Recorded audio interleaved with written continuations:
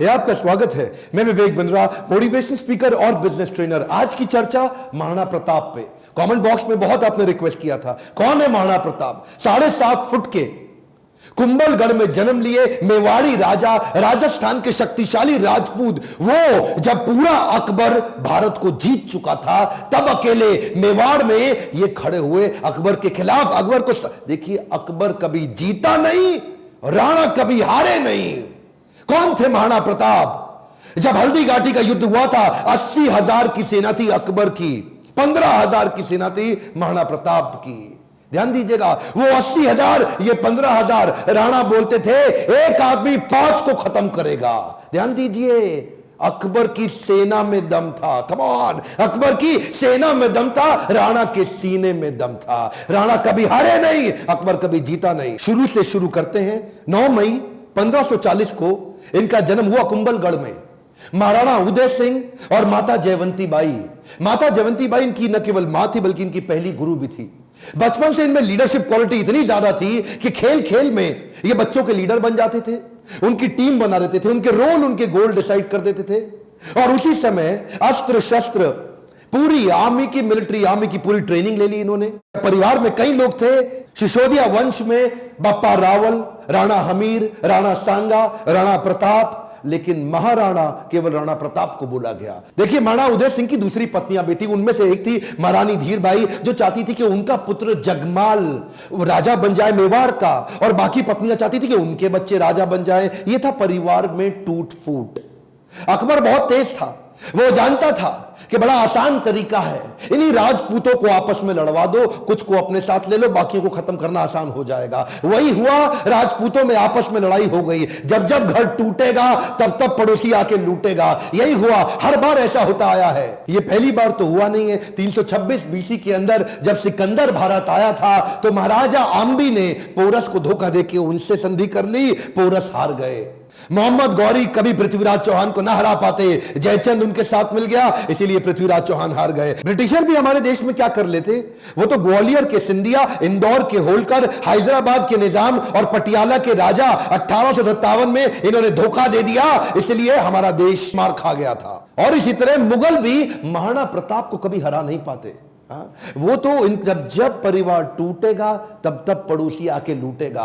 आमेर के महाराज को इन्होंने अपने साथ ले लिया, टोडरमल को अपने साथ ले लिया, जयसिंह को अपने साथ लिया। इन्होंने परिवार के ही लोगों को तोड़वा के अपने साथ जोड़ लिया। अकबर स्मार्ट था। यहां पे महाराणा प्रताप अकेले पड़ गए, लेकिन भीलों की सेना बनाई। वो जो जंगली भील होते हैं, उनकी मदद ली, उनको ट्रेन किया। ये हारे नहीं कभी। महाराणा प्रताप वो आते थे, इनको पर अटैक करते थे। थोड़े दिन के लिए महाराणा प्रताप इधर उधर निकल करके फिर दोबारा नई सेना बना के फिर खड़े हो जाते। देखिए, ना तो ये महाराणा प्रताप को मार पाए, ना ही उसको पकड़ पाए। महाराणा प्रताप हर बार बाउंस बैक करते थे। महाराणा प्रताप शरीर से इतने ताकतवर, 7.5 फुट की उनकी हाइट, 70 किलो का उनका कवच, 10-10 किलो के जूते, 10-10 किलो की तलवार, 80 किलो का भाला। बहलोल खान को कैसे काट डाला? कौन था बहलोल खान? ये थे अकबर का सबसे बड़ा सेनापति, जो हल्दी घाटी के युद्ध में आया था। एक तलवार की काट से इन्होंने बहलोल खान समेत उनके घोड़े को 2 हिस्से में चीर डाला। ये बार बार लड़ाइयों का कारण समझिए।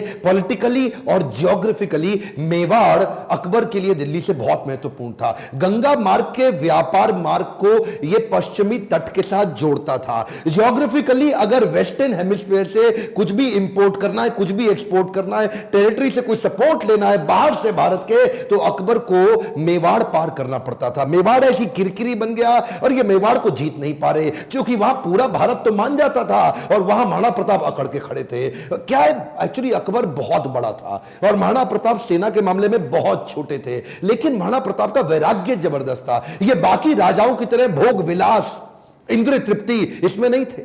ये बोले कि मैं अपनी सेना के बीच में रहूंगा। ये भीलों के बीच में जाके रहने लगे, जंगल में रहते थे। उबली सब्जी, कच्चा खाना खाना, जमीन पे सोना, पत्तल पे खाना, कोई बिस्तरा ना होना, सर पे छाता नहीं, पैरों में जूता नहीं, आम जीवन जीना उनके साथ। और तभी भील, जितने भील लोग वहां के हुआ करते थे, जंगली आदिवासी, वो उनके साथ जुड़ गए। वो तन मन धन से जुड़ गए। वो कहते थे अगर आप कहें अभी गर्दन कटवा देंगे। अकबर इसीलिए घबराता था। अकबर ने कई बार कई लोगों को भेजा, इन्होंने टोडरमल को भेजा, इन्होंने राजा मान सिंह को भेजा, इन्होंने और हिंदू राजाओं को भेजा कि तुम जाके इनको समझाओ। जलाल खान, कोरची, भगवान दास सब आए। एक्चुअली 8 बार प्रपोजल लेके आए। एक प्रपोजल तो महाराणा प्रताप को क्या दिया कि आधा हिंदुस्तान तुम्हारे नाम कर देंगे, बस मेवाड़ हमारे लिए छोड़ दो, हमारा आधिपत्य स्वीकार कर लो। महाराणा प्रताप क्या जवाब देते? वो तो महाराणा प्रताप है। मारो मेवाड़ी सरदार, मेवाड़ी सिरदार, नील घोड़ा अश्वार राणा, सुने तो जय जय। जिस पे दो धारी तलवार राणा, सुनता जाजो जी। मारो मेवाड़ी सरदार, नीले घोड़े रासरार। कितनी सुंदर लोकगीत है।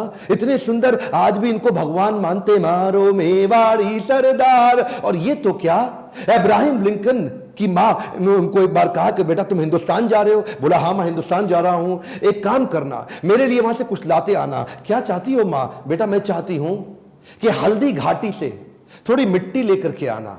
मैं महाराणा प्रताप आज भी उनको पूजनीय इसलिए मानती हूं क्योंकि वो राणा ने आधे देश के बदले, एक खमौन क्या, आधे देश के बदले अपना छोटा सा राज्य मेवाड़ बदले में अकबर को देने को तैयार नहीं हुआ। अकबर बोलते थे आधा देश तुझे दे दूंगा अगर तू केवल मेवाड़ मेरे लिए छोड़ दे। मेवाड़ स्ट्रैटेजिकली इतना इंपॉर्टेंट, लेकिन महाराणा प्रताप तो महाराणा प्रताप। मारो मेवाड़ी सरदार। हल्दी घाटी का युद्ध 1576 का, इतनी छोटी सेना होने के बावजूद महाराणा प्रताप स्ट्रैटेजिकली युद्ध को कैसे लड़े? देखिए अरावली की जो रेंज थी, पहाड़ियों की और घाटियों की, उसकी बहुत जानकारी थी इनको। कीका ये वहीं पैदा हुए, वहीं घूमे। छापामार युद्ध, द्विकंटक नीति, सैनिकों को बोले पहाड़ियों में ऊपर से और घाटियों के नीचे से पूरी तरह कवर करो। और अफगानी राजाओं को अपने साथ लिया। हाकिम खान जो उस समय अकबर के खिलाफ था, ये जैसे जैसे अकबर इनके खिलाफ लड़ते, ये भी अपने स्ट्रेटेजिक अलायंस को बिल्ड करके अफगानी राजा को अपने साथ लेके आए। बहुत छोटी सेना के बावजूद अकबर के छक्के छुड़ा दिए। अकबर सामने नहीं आता था इनके, अकबर को डर था। इनकी तलवार, अकबर की हाइट कम थी, एक बार मारेंगे घोड़े हाथी समेत काट देंगे। चेतक इनका इतना पावरफुल घोड़ा कि उसके आगे ना सूंड लगा देते थे। हाथी कंफ्यूज होता था कि ये घोड़ा नहीं है, कहीं हाथी तो नहीं है। था साथी तेरा घोड़ा चेतक, जिसमें तू सवारी करता था, थी तुझमें ऐसी कोई खास बात जो अकबर तुझसे डरता था।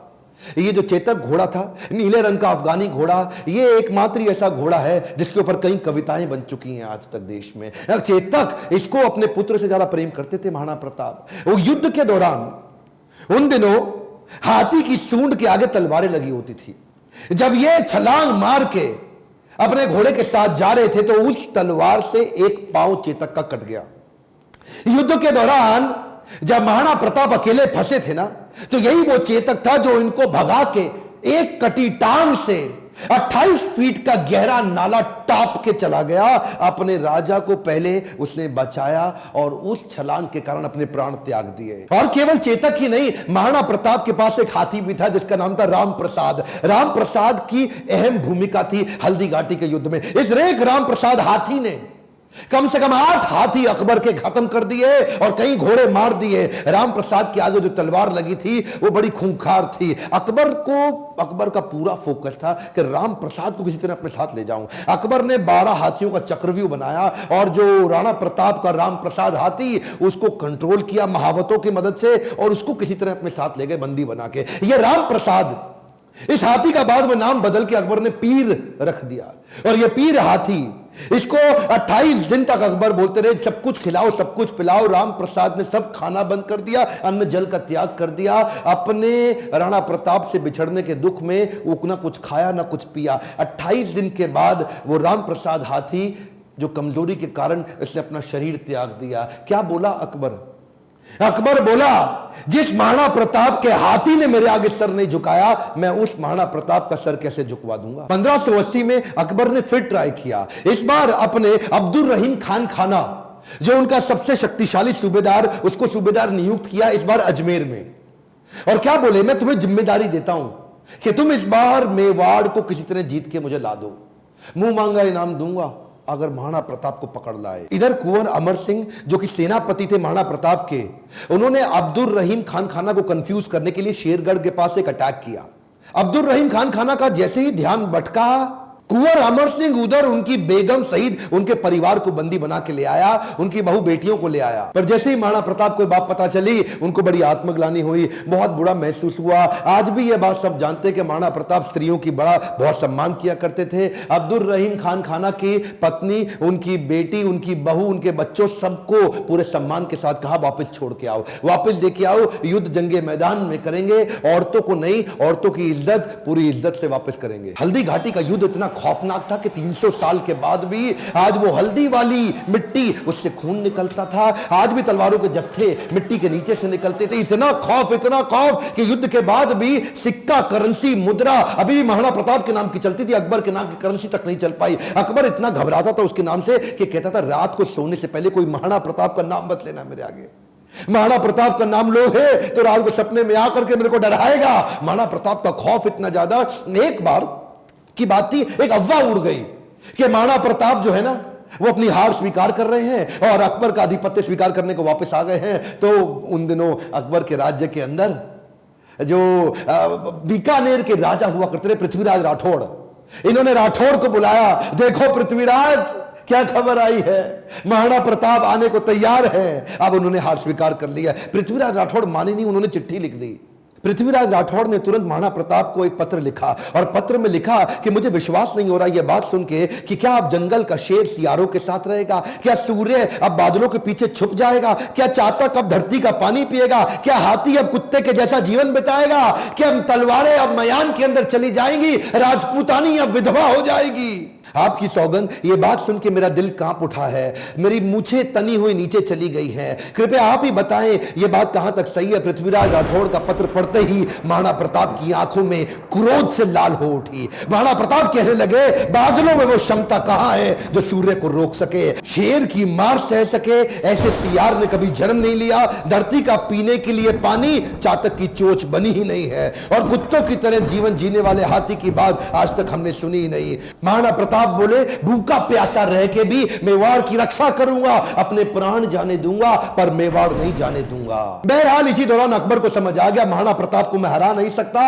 और धोखा दे के हराना यह अकबर की आदत नहीं थी। अकबर को इसीलिए महान राजा भी बताया गया है। आने वाले समय में अगर आप चाहेंगे तो मैं अकबर पे भी एक वीडियो बनाऊंगा। पर वापस चलते हैं, उसी समय अकबर का फिर ध्यान बट गया। अकबर अब ईस्टर्न साइड चला गया, सदर्न साइड चला गया, उसने मेवाड़ को छोड़ दिया और इधर महाराणा प्रताप ने पूरे मेवाड़ पे फिर से अपना कब्जा कर लिया। कुछ दिन, हफ्ते, महीने ठीक बीते। उन्हीं दौरान एक शिकार करते वक्त, उस समय किसी शेर का शिकार करते वक्त महाराणा प्रताप का किसी एक्सीडेंट में उनका देहांत हो गया, उनकी मृत्यु हो गई। ये बात जब अकबर को पता लगी, अकबर एक ऐसा राजा था, अपने शत्रु प्रताप की मृत्यु पे बहुत रोया और चिट्ठी लिख करके बोला कि महाराणा प्रताप एक बड़े शक्तिशाली, बड़े मेधावी और एक ऐसे राजा थे जिन्होंने अपने गौरव को कभी समाप्त नीचे झुकने नहीं दिया और मुझे एक बात का दुख रहेगा, मैं जीवन भर महाराणा प्रताप को कभी हरा नहीं सका। ध्यान दीजिएगा, लेसन्स में लर्निंग बहुत सारी हो सकती है, पर महाराणा प्रताप को इतना संघर्ष इसीलिए करना पड़ा क्योंकि आपस में राजपूतों की कभी बनी नहीं।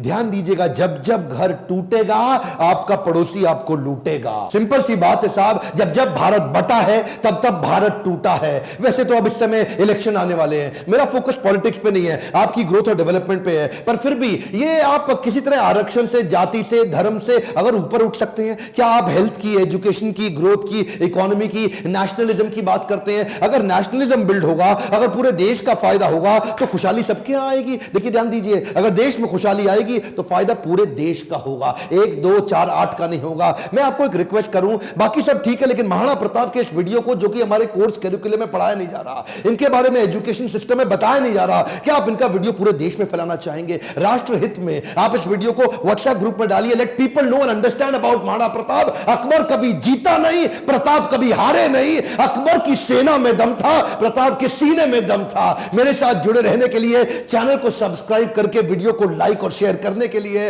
हर बार की तरह आप सबका प्रेम से बहुत बहुत धन्यवाद।